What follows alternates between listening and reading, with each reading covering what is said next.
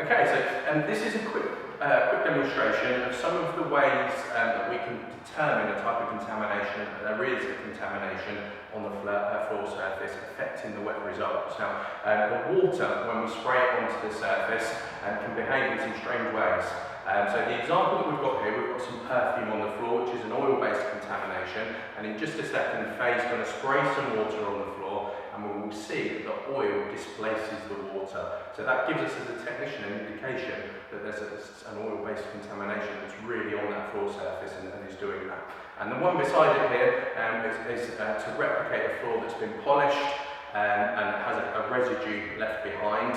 And we will find when we spray the water onto that surface that rather than forming kind of a nice uniform puddle, the water will bead on the surface. So again, as a technician, that gives us an indication that there's a residue been left behind from the cleaning regime, which is going to affect our slip resistance results. So Faye's just going to spray some water down now, and we're going to capture on camera the reaction of the water on the floor surface.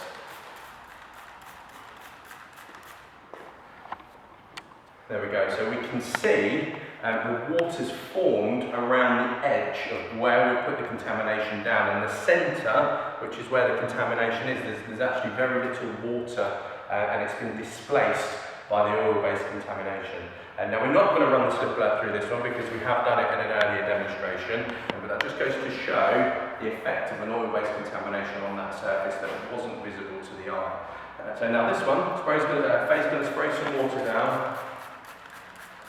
And you can see there's absolutely no puddle at all with this one. The water's formed into very small droplets, and that's what we call beading, essentially. And the water has beaded onto that surface, which gives me, as a technician, an indication that there's a residue from the cleaning regime on our floor surface, which is going to affect our results. So I'm just going to ask Faye to run the slip alert down the ramp now, and the effect of that polished surface and our beading water has given us a high slip resistance of 142 on our slip alert, which compared to our control of 131 shows the effect of the polishing and the cleaning regime on that surface and the residue that is left behind, increasing our slip risk.